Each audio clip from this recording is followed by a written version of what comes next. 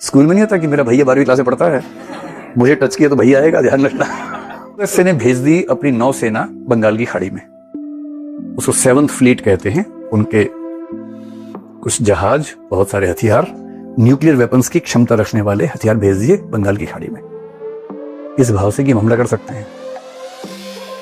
USSR को पता लगा, उसने अपना भेज दिया कि आ जाओ भाई, तुम्हारे पास न्यूक्लियर है, हमारे पास न्यूक्लियर है, खेल लेते हैं। इंदिरा गांधी फुल पावर से पीएम बनी है पहली बार। 65 में या 62 में अगर हमारे साथ यूएसएसआर या यूएस से एक देश होता तो चीन की इतनी हिम्मत नहीं थी कि हमला कर पाता। उस गूंगी गुड़िया कासी नाम की बच्ची है जो गोलिंग कर देगी तो हमारे हाथों में रहेगी। पाकिस्तान ने शुरू किया ऑपरेशन सर्च लाइट। 10 साल में से खतरनाक प्लानिंग करते थे। इंदिरा गांधी बोली, हालांकि फिल्म में तो लगता है कि इंदिरा गांधी उनको पसंद भी करती थी। फिल्म में ऐसे कुछ सीन है, अब पता नहीं क्या सच बात है क्या नहीं, मुझे नहीं पता। करना क्या है, सर्जरी करनी है, बांग्लादेश को जन्म देना है। सबसे खतरनाक रक्षा मंत्री आज तक के अमेरिका के हुए हैं Henry Kissinger. Nixon, Henry Kissinger एक कमरे में बैठे हैं, इंदिरा गांधी गई हैं। तुम तोप निकाल रहे थे, कल लेके जानी है, मैं लेके आ गया। कि ऐसा करेंगे, नाश्ता जैसलमेर में कर लेंगे, लंच दिल्ली में कर लेंगे और इवनिंग टी आगरा में पी लेंगे। कुछ ऐसी बातें करते थे उस समय। मार्च 1971, डेट ध्यान रखना, 1 से 10 मार्च 1971 भारत का election, 352 seat. Indira Gandhi full power से पीएम बनी है पहली बार और उसको अपने माथे से एक टैग हटाना है, ये वाला, ये हटाना है। ये हटाने का पहला मौका मिला है, इसके पहले कोई मौका नहीं था। और उसके केवल 15 दिन बाद, पीएम बनने के लगभग 10 दिन बाद, पाकिस्तान ने शुरू किया ऑपरेशन सर्च लाइट 25 मार्च से। जब आप कॉन्स्टिट्यूशन पढ़ेंगे तो उसमें नागरिकता पढ़ेंगे, सिटीजनशिप में जब आप सिटीजनशिप एक्ट पढ़ेंगे, संविधान में एक सिटीजनशिप एक्ट है जिससे 5-6 बार अमेंडमेंट्स हुए हैं। वो सिटीजनशिप एक्ट बार बार 25 मार्च 1971 की बात करता है। यही डेट है 25 मार्च 1971। ये कट डाउन डेट है, कट ऑफ डेट है। क्यों? उस दिन ऑपरेशन सर्च लाइट शुरू हुआ और पाकिस्तान की सेना ने बंगाल के जो पाकिस्तानी थे उन सबको मारना शुरू किया। इतना मारना शुरू किया कि देखते ही देखते 1 करोड़ बांग्लादेशी लोग भारत में घुस गए रेफ्यूजी बनके। और हमारे जो बॉर्डरिंग स्टेट से, वेस्ट बंगाल है, असम है, त्रिपुरा है, इन सब में इतना क्राइसिस होने लगा कि हम कैसे संभालें, भेजें भी कैसे, वहां मर जाएंगे वो लोग, ना भेज सकते ना संभाल सकते, हम खुद गरीब देश। और उस समय फाइनेंशियली बहुत गरीब स्थिति में थे। 1971 के चुनाव का नारा इंदिरा गांधी का क्या था? गरीबी हटाओ। गरीबी इतनी बड़ी परेशानी थी, गरीबी हटाओ ही नारा था उस इलेक्शन का। और अब इंदिरा गांधी परेशान है कि मैं तो पीएम बनी ही हूं पावर के साथ, 1 करोड़ लोग आ गए, इतने मेहमान क्या करूं मैं, कैसे मैनेज करूं? तब उनको लगा कि अब लगता है कि नियति मुझसे कुछ करवाना चाहती है। तो उन्होंने कहा कि जनरल सैम मानेकशॉ मुझसे मिलने आओ भाई। सैम मानेकशॉ पे एक फिल्म आई है हाल ही में, किस नाम से है ये? सैम बहादुर। हाँ, बड़ी अच्छी फिल्म है। वही फिल्म। सैम मानेकशॉ हमारे उस समय सेना के प्रमुख थे, बड़े बिंदास आदमी थे, खतरनाक प्लानिंग करते थे। इंदिरा गांधी बोली, हालांकि फिल्म में तो लगता है कि इंदिरा गांधी उनको पसंद भी करती थी। फिल्म में ऐसे कुछ सीन है, अब पता नहीं क्या सच बात है क्या नहीं, मुझे नहीं पता। ये तो होता है दुनिया में, इसमें क्या है, कोई किसी को अच्छा लगता है, इसमें क्या बुरी बात है। लेकिन उस फिल्म में जो भी है ये सैम बहादुर, उसमें ऐसे कुछ 2-3 सीन है जिससे लगता है कि ऐसा भी कोई एंगल रहा होगा। रहा तो इसमें क्या, कोई प्रधानमंत्री प्यार नहीं करेगा किसी को, प्रधानमंत्री होना अलग बात है, प्रेम अलग बात है, आकर्षण अलग बात है, ये सब तो आप लोगों की भाषा में क्या बोलते हैं, इन्फेचुएशन हो गया, जो भी आप कहें उसको। तो इनसे कहा ऐसा सैम, 25 मार्च को इन्होंने बदमाशी करनी शुरू कर दी है, अप्रैल का महीना है, निपटा दो इनको। बोले क्या कर दो? निपटा दो। क्या करना क्या है? सर्जरी करनी है, बांग्लादेश को जन्म देना है, एक नया देश बनाना है, हम बनाएंगे बांग्लादेश। तो उन्होंने कहा क्यों बनाना चाहती हैं? बोली इसलिए कि हम शांति से रहें, इतने रेफ्यूजी आएंगे, इतना झगड़ा होगा, फिर ह्यूमैनिटेरियन क्राइसिस है, उन सबकी चिंता भी हमें करनी ही चाहिए, इंसानी तो हम लोग भी तो। बोले अच्छा, और अगर मैं कहूं कि अप्रैल में युद्ध नहीं कर सकता तो आप क्या करेंगी? इंदिरा गांधी पे पीएम है, पीएम के सामने कोई नहीं थोड़ा बोलता है, हाँ ही बोलना होता है पीएम के सामने। तो मैं अनुमान कर रहा हूं पीएम ने आंखें तरेर के देखा होगा। तो सैम मानेकशॉ कहते हैं उन्होंने अपना इस्तीफा दे दिया कि मैडम अगर अप्रैल में युद्ध करना है तो मैं इस्तीफा दे देता हूं, मुझसे मत करवाइए, किसी और से करवा लीजिए। ऐसा होना चाहिए आपका मंत्री या आपका सेनापति जो सही बात ऐसे बोल सके, वरना क्या होता है, राजा बोला रात है, रानी बोली रात है, पर ये सुबह सुबह की बात है ना? राजा के मुंह से रात है, सब रात है, सुबह के समय रात चल रही है, ये कोई बात छोड़ना हुई, ये तो गलत हो जाएगा। तो फिर इंदिरा जी बोले कि तुम ऐसा क्यों बोल रहे हो, अप्रैल में युद्ध क्यों नहीं हो सकता? बोले मैडम कई रीजन हैं इसके पीछे। नंबर 1, ईस्ट पाकिस्तान के जो मैप्स हमारे पास हैं वो मैप्स हमारे पास ब्रिटिश शासन के टाइम के हैं, उसके बाद के है ही नहीं, क्योंकि उसके बाद से भारत का पार्ट था ही नहीं, मैप कैसे होंगे? और आज से करीब 25-30 साल पहले के मैप के बेस पे अगर हम युद्ध में उतर जाएंगे तो हम कई ऐसी जगह फंसेंगे जहां हम बच नहीं पाएंगे। ये बात तो ठीक है। फिर बोले कि अभी जो मौसम है बनारस, ये बरसात का मौसम आने वाला है इधर ईस्ट पाकिस्तान की तरफ, मानसून के बाद बरसात के समय हम नुकसान में रहेंगे, क्योंकि हमारे टैंक, हमारी सेना की मूवमेंट हो नहीं पाएगी, और फायदा उनको मिलेगा जो पहले से वहां पर है। पूरी बात तो ठीक है। फिर बोले कि अभी गर्मियां चल रही हैं, और गर्मियों में क्या होता है कि हिमालय की बर्फ पिघल जाती है। अगर चाइना बीच में कूदना चाहेगा तो बर्फ पिघली होगी, उसकी सेना आराम से आ जाएगी। इधर से पाकिस्तान का जो नॉर्थ वाला पार्ट है, वेस्ट पाकिस्तान का नॉर्दर्न पार्ट ऊपर वाला, वहां से भी सेना आ सकती है, कश्मीर पे हमला कर सकती है। सर्दियां होंगी, बर्फ जमी होगी, उनके लिए आना बहुत मुश्किल हो जाएगा। तो समर में हमला नहीं करना है। चौथी बात, जो हमारे टैंक हैं, क्योंकि लंबे समय से युद्ध हुआ नहीं, जो उस तरफ हमारा सारा सामान है, उन सब भी रिपेयर, रिफिटिंग करनी होगी। यहां से बहुत सारा सामान वहां लेके जाना होगा, इस सब में टाइम लगेगा। 15 नवंबर के बाद का टाइम दे दीजिए। 15 नवंबर तक रेन के बाद सारा इलाका सूख जाएगा, तब तक हम तैयारी कर लेते हैं। उसके बाद आप जिस दिन कहेंगे आपको जो रिजल्ट चाहिए हम लाके दे देंगे। तो इंदिरा जी बोले ठीक है। वैसे तो अप्रैल से नवंबर तक वेट करना, 7 महीने वेट करना मजाक तो नहीं है। वो भी नए नए पीएम बने थे, अभी उनका उत्साह बहुत ज्यादा था, पर ठीक है, जब कोई इतना ठीक से समझाएगा तो कोई क्यों मना करेगा। तय हुआ यही करते हैं। फिर इंदिरा जी ने और रिसर्च की, टीम से रिसर्च करवाई, और समझ में आया कि 65 में या 62 में अगर हमारे साथ यूएसएसआर या यूएस से एक देश होता तो चीन की इतनी हिम्मत नहीं थी कि हमला कर पाता हम पे। ये गुट निरपेक्ष आंदोलन ठीक था एक जमाने में, लेकिन इससे आप बच नहीं सकते जब युद्ध होता है। वैसे अच्छा लगता सुनने में कि आप किसी के हिस्सा क्यों बनेंगे भाई, आप इंडिपेंडेंट हो, सुनने में अच्छा लग रहा है, पर आप किसी का हिस्सा नहीं हो, कोई लेके चला गया हिस्सा अपने आप में से। क्या कर लिया आपने उस समय? इंटरनेशनल पॉलिटिक्स आदर्शों से नहीं चलती है, यथार्थ रियलिटी से चलती है। सो रियल पॉलिटिक्स कहते हैं, रियलिज्म कहते हैं उसको। इंदिरा गांधी रियलिस्टिक थी। उन्होंने सोचा कि कुछ तो रास्ता निकालना पड़ेगा। अमेरिका से उनकी बनती नहीं थी। अमेरिका में उस समय जो राष्ट्रपति था उसका नाम था रिचर्ड निक्सन, और इनके जो रक्षा मंत्री थे उनका नाम था हेनरी किसिंजर। सबसे खतरनाक रक्षा मंत्री आज तक के अमेरिका के हुए हैं हेनरी किसिंजर। रिचर्ड निक्सन राष्ट्रपति थे। दोनों को इंदिरा गांधी से नफरत थी, ठीक ठाक नफरत थी, और ये क्लियर था कि इंदिरा गांधी की इनसे तो नहीं बनेगी, क्योंकि पाकिस्तान वैसे भी उनके साथ मिला ही हुआ था, सीटों में था, सेंटों में था, मिला ही हुआ था, तो कोई बात ही नहीं थी। इंदिरा गांधी ने सोचा कि इनको बाद में देखूंगी, और उसके पहले वो चली गई अगस्त के महीने में, और यूएसएसआर से उन्होंने बात की, और 25 साल के लिए एक ट्रीटी की, जिस ट्रीटी में लिखा हुआ था कि किसी भी युद्ध की स्थिति में सोवियत संघ हमारे साथ खड़ा हुआ, एकदम साफ। अब किंतु परंतु नहीं कि कोई प्रपोज किया जा रहा है, दूसरा सोच के बताऊंगा, नहीं। प्रपोजल एक्सेप्टेड, साइन हो गया है, बुके का आदान प्रदान हो गया है। You are my valentine, I am your valentine, ये सब हो गया, इन राइटिंग हो गया है, निकाहनामा हो गया है कि 25 साल तक हम एक संधि में हैं। और इस संधि का बेसिक मतलब यह है कि अब किसने भारत को टच किया तो यूएसएसआर उसको देखेगा। स्कूल में नहीं होता कि मेरा भैया 12वीं क्लास में पढ़ता है, मुझे टच किया तो भैया आएगा, ध्यान रखना। तो वैसे वाला मामला तो अगस्त में ही हो गया। फिर भी इंदिरा गांधी ने क्या किया, अरब कंट्रीज से मिली जाके, सऊदी अरब से, यूएई से सबसे बात की। जो हमारी नेबरिंग कंट्रीज हैं, नेपाल से, भूटान से, श्रीलंका से, सबसे बात की।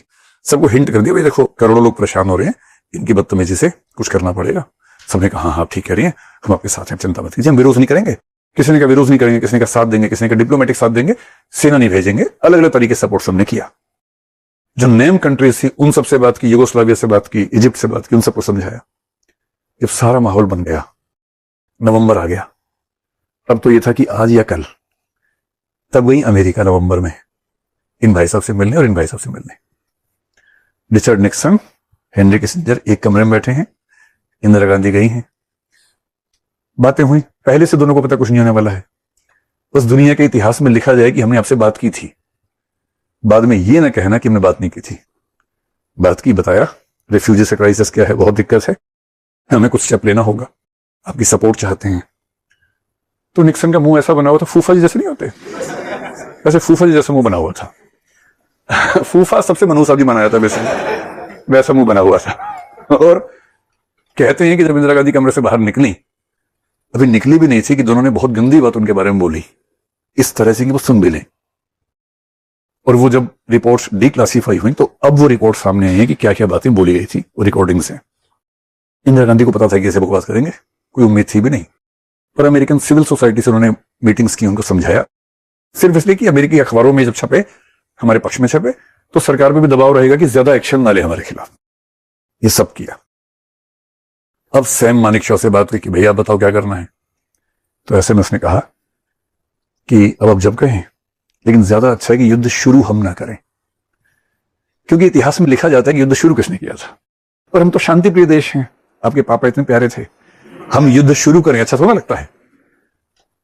तो बात तो ठीक है, तो युद्ध शुरू नहीं करना है, तो ऐसी सिचुएशंस बन जाए कि युद्ध वही शुरू कर दे। 2 दिसंबर 1971 को वो स्थितियां बन गई। याहिया खान ने युद्ध शुरू कर दिया। याहिया खान को लगा कि मैं जल्दी ही अमर हो सकता हूं, एक बार युद्ध जीत जाऊंगा तो लोग याद रखेंगे कि कोई याहिया खान हुआ था। उसके 25 दिन बाद लोगों ने याद किया कि हाँ हुआ था, क्योंकि इतना ही टाइम मिला। उसके बाद 16 दिसंबर को युद्ध खत्म हुआ, 20 दिसंबर को इस्तीफा देकर भागना पड़ा उनको, 4 दिन मिले उसके बाद। क्यों युद्ध शुरू कर दिया? अगर आपने सुना हो तो 1967 में एक युद्ध हुआ था इजराइल और अरब कंट्रीज के बीच में।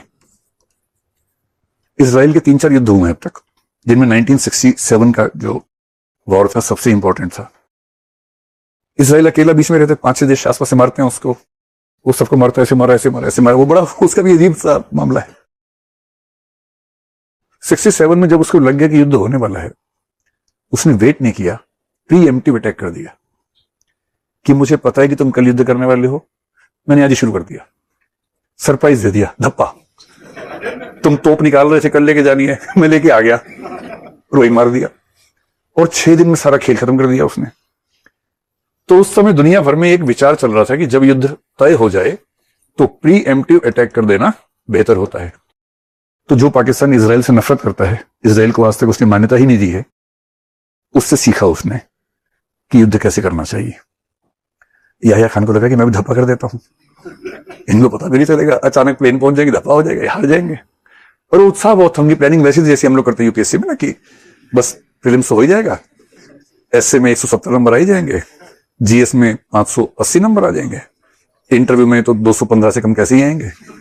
तो रैंक 1 लाने के लिए बस 40 नंबर कम करने हैं मुझे, रैंक 1 तो है ही, लेकिन रैंक 1 में भी इतना गैप अच्छा नहीं लगता है, तो 40 कम कर लूंगा तो रैंक 1 डिसेंट तरीके से आएगा। याहिया खान भी वैसी प्लानिंग कर रहे थे कि ऐसा करेंगे, नाश्ता जैसलमेर में कर लेंगे, लंच दिल्ली में कर लेंगे और इवनिंग टी आगरा में पी लेंगे। कुछ ऐसी बातें करते थे उस समय, खिसका हुआ आदमी ऐसी बात करता है। तो 2 दिसंबर को चढ़ाई कर दी भारत के ऊपर, इस उम्मीद में कि 67 जैसा कुछ दोहरा देंगे। दूसरा, उनको वो सब उम्मीद तो थी ही कि यूएसए हमारे साथ में है ही, चाइना हमारे साथ में है ही, और जब यूएसएसआर उनकी तरफ है तो ये और ज्यादा हमारे साथ में हो जाएंगे, तो ये मिलके मार देंगे, यूएसएसआर क्या कर लेगा। और यूएसए ने कहा था कि भैया युद्ध हुआ तो हम इंटरवीन करेंगे, ध्यान रखना, कहा था। इंदिरा गांधी को चिट्ठी आई, यूएसएसआर के रक्षा मंत्री ने कहा कि आपको चिट्ठी आई है निक्सन की, युद्ध से 1 दिन पहले की बात है। इंदिरा गांधी ने कहा कि मैं चिट्ठी का जवाब 15 दिन के बाद दूंगी। यूएसएसआर के रक्षा मंत्री बोले 15 दिन काफी है। उसके बाद जवाब दिया, तब तो चिट्ठियां होती थी ना, तब ऐसे में सोच पर होता था, चिट्ठी होती थी। 2 दिसंबर को उन्होंने गलती की, 3 दिसंबर से युद्ध शुरू हुआ। और शुरू हुआ तो शुरू हो गया, मानेकशॉ थे हमारे पास। युद्ध तो सेनापति लड़ते हैं बेसिकली, मानेकशॉ जैसा शार्प आदमी हमारे पास था। 13 दिन में काम खत्म कर दिया। 15 दिसंबर को सब खत्म हो गया था, बस वो आत्मसमर्पण नहीं कर रहे थे। एक आखिरी मीटिंग कर रहे थे एक बहुत बड़े भवन में, जहां उनके सारे तोप बैठे हुए थे कि क्या करें समझ नहीं आ रहा है। तब तक उनके 93,000 सैनिक हमारे कंट्रोल में आ चुके थे, और उसमें हायर रैंक के लोग भी थे, लोअर भी थे। तो मैंने मानेकशॉ को पता लगा कि ढाका की इस बिल्डिंग में मीटिंग चल रही है कि आत्मसमर्पण करना है कि नहीं करना है। इंदिरा जी उनकी बात हुई, योजना बनी, उस बिल्डिंग पे हमला कर दिया, लेकिन मारा नहीं किसी को। बिल्डिंग के आसपास इतने बम बरसाए कि मरे नहीं कोई। जैसे बिल्डिंग बैठे, इधर बम इधर बम इधर बम, इतने बम मारे और वो लोग सांस फूल के बोले हम नहीं रह पाएंगे, हम नहीं रह पाएंगे। और वहां से इस फैसले से निकले कि कल ही कर देते हैं आत्मसमर्पण। तो 16 दिसंबर को पाकिस्तान ने कर दिया आत्मसमर्पण। फिर 17 को इंदिरा जी ने चिट्ठी का जवाब दिया कि received your letter, I hope you are good, I am good, I hope the same for you, it's been a long time talking to you, when are you coming next to India, India is waiting to meet you, to respect you. कुछ भी जो क्या हुआ। तो 16 दिसंबर को हुआ, बधाई हो, बांग्लादेश हुआ है। कितनी बड़ी बात है। सर्जिकल स्ट्राइक तो ये होती है, सर्जरी हुई और देखिए हुआ, बच्चा हुआ। तो 16 दिसंबर का दिन बांग्लादेश की आजादी का दिन हो गया 71 में। अब आजकल सोशल मीडिया पे एक और चल रहा है, कांग्रेस वाले बोल रहे हैं इंदिरा जी होती पीओ के लिए आती, तुम ला नहीं पाए। फिर बीजेपी वाले चिढ़ जाते हैं, बोलते हैं इतना ही दम था तो 93,000 सैनिक थे, पीओ के क्यों नहीं लिया उस समय, क्यों दे किया कि सैनिक उनके भाई। इसका जवाब इसके बाद है। ये युद्ध हमने कैसे जीता, अगर आप बहुत सिंपल सी बात समझें। यूएसए ने भेज दी अपनी नौसेना बंगाल की खाड़ी में, उसको 7th फ्लीट कहते हैं। उनके कुछ जहाज, बहुत सारे हथियार, न्यूक्लियर वेपन्स की क्षमता रखने वाले हथियार भेज दिए बंगाल की खाड़ी में, इस भाव से कि हम हमला कर सकते हैं। यूएसएसआर को पता लगा, उसने अपना भेज दिया कि आ जाओ भाई, तुम्हारे पास न्यूक्लियर है, हमारे पास न्यूक्लियर है, खेल लेते हैं। क्यूबा में खेलते खेलते रह गए थे, यहां खेल लेते हैं। वियतनाम में भी चूक गए थे, नॉर्थ कोरिया साउथ कोरिया में भी चूक गए थे, यहां खेल लेते हैं, खेलने का मन है तो। और शीत युद्ध में कोल्ड वॉर बड़ा सिंपल था, यूएसए आ गया, यूएसएसआर आ गया, अब युद्ध नहीं होगा। दोनों के खड़े हैं जहाज, दोनों बातें कर रहे हैं, सब ठीक चल रहा है। तुम बताओ, लो तुम भी लो सिगरेट, लो लो ठंडा पियोगे। इधर भारत पाकिस्तान का काम कर रहा है आराम से। यूएसएसआर ने कहा जल्दी कर लो, बस थोड़ा रोकना मुश्किल है, जल्दी कर लो, निपटाओ जल्दी से। 16 को हमने कहा निपट गया जी, बधाई हो। बोले बढ़िया है। फिर उसने कहा हम वापस जाएंगे, अभी वापस जाओ, छोड़ो ना, बच्चे कर रहे हैं अपना काम, आप क्यों टेंशन ले रहे हो। वापस चले गए दोनों और बांग्लादेश हो गया। आप ये बताओ इस पूरी सिचुएशन, मैं तो हंसी मजाक में समझा रहा हूं, लेकिन बात तो सीरियस है। अगर यूएसएसआर हमारे साथ ना होता तो क्या हम सच में ये कर पाते। फिर मानेक शॉ होते, इंदिरा गांधी होती, नरेंद्र मोदी होते, अटल बिहारी वाजपेयी होते या महात्मा गांधी होते, नहीं कर सकते थे। मतलब सच को समझने अलग बात है, गप्पे मारना अलग बात है। युद्ध जिसमें बहुत सारे देश शामिल होते हैं, मजाक नहीं होता है। आपके साथ में कौन कौन है, किस हद तक है, यह मायने रखता है। उस युद्ध में अमेरिका इस हद तक इनके साथ नहीं था कि न्यूक्लियर वॉर कर सके। यूएसएसआर भी इस हद तक नहीं था, अमेरिका हमला करेगा तो हम भी कर देंगे, इस हद तक था। काम तो हमें करना था। यूएसएसआर की सपोर्ट ने सिर्फ इतना कर दिया कि आपको कोई डिस्टर्ब नहीं करेगा, निपटा दो जाके। निपटा दिया हमने, मानेक शॉ तैयार बैठे हुए थे निपटाने के लिए। लेकिन अगर यूएसएसआर की सुरक्षा न होती तो शायद हम ये नहीं कर पाते।